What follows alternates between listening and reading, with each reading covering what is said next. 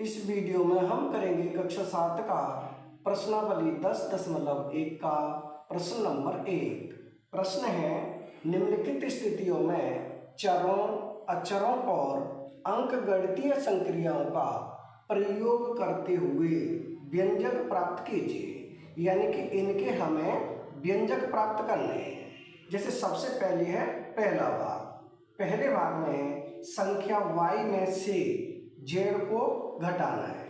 y में से z को घटाना है तो इसका व्यंजक कैसे बनेगा, यहाँ लिख दें y। घटाने के लिए क्या करते हैं, माइनस का निशान, तो ये हो जाएगा y माइनस, किसको घटाना है, z को, तो यहाँ लिखेंगे z, यानी कि y माइनस z, यही बन जाएगा व्यंजक। क्योंकि y में से z को घटाना है तो y माइनस z, ये हो जाएगा पहले भाग का उत्तर। अब हम करेंगे इसका दूसरा भाग। दूसरे भाग में है संख्याओं x और y के योग का आधा, यानी कि x और y को जोड़ना है, उसका आधा करना है। तो यहाँ लिखें x प्लस y। जोड़ने के लिए क्या करते हैं, प्लस का निशान, तो ये हो गया x प्लस y। उसका कितना करना है, आधा। आधे के लिए हम उसमें 1/2 से गुणा कर देंगे, यानी इसे आगे लिखेंगे तो 1/2 को लिखें आगे, ये हो जाएगा 1/2, ब्रैकेट में हो जाएगा x प्लस वाई।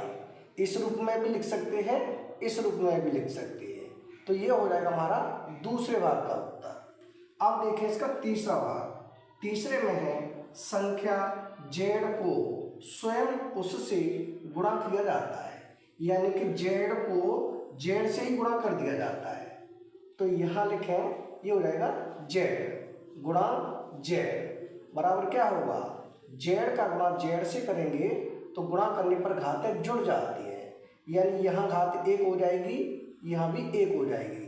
जिस पर कोई घात नहीं होती वहाँ 1 मानते हैं, तो गुणा करने पर घातें क्या होता है, जुड़ जाती है।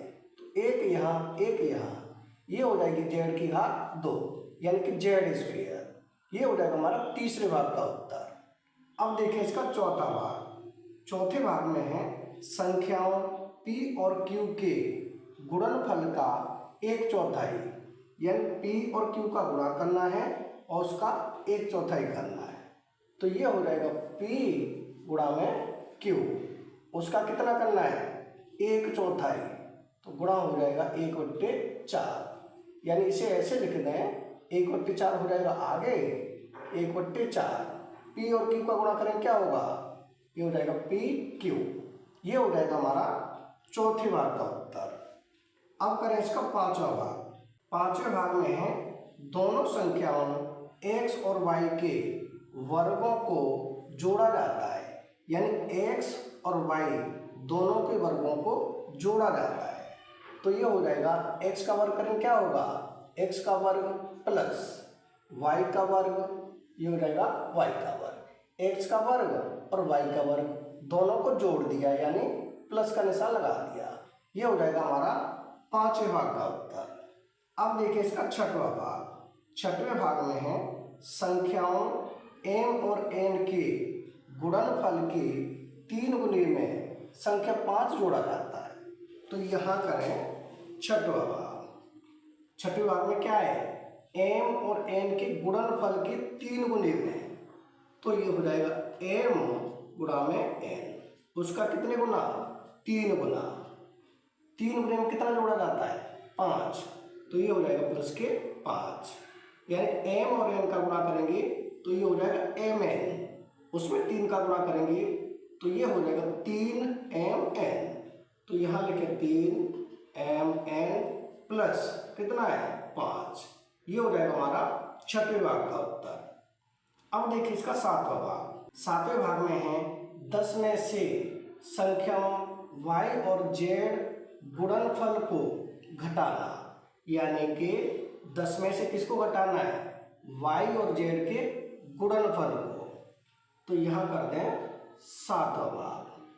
10 में से घटाएं, किसको घटाएं, y और z के गुणनफल को। गुणनफल का मतलब हो जाएगा दोनों का गुणा, यानी कि yz, यानी ये हो जाएगा 10 माइनस, ये हो जाएगा yz, यानी कि 10 माइनस YZ, ये हो जाएगा हमारा 7वें भाग का उत्तर। अब देखें इसका 8वां भाग। 8वें भाग में है संख्याओं A और B के गुणनफल में से उनके योग को घटाना, यानी कि A और B का गुणा करना है और इनके योग को घटा देना है। तो यहाँ करते हैं 8वां भाग। A और B का गुणनफल क्या होगा, यानी ये हो जाएगा A गुणा B। इनके गुणनफल में से किसको घटाना है, इनके ही योग को घटाना है, यानी माइनस के, ये हो जाएगा A प्लस B। यानी A और B का गुणा करेंगे क्या होगा, ये होगा AB माइनस ब्रैकेट में A प्लस B, यहाँ प्लस है, यानी ये हो जाएगा AB माइनस ब्रैकेट में A प्लस B। यानी A और B का गुणा कर दिया और घटा दिया इनके ही योग को, तो ये हो जाएगा ब्रैकेट में, यानी ये हो जाएगा हमारा 8वें भाग का उत्तर। यानी इस प्रश्न के सभी भाग हो चुके हैं कंप्लीट, यानी कि प्रश्न नंबर 1 हो चुका है कंप्लीट। अगर वीडियो पसंद आए तो लाइक करें, कमेंट करें, अपने दोस्तों के साथ शेयर करें। धन्यवाद।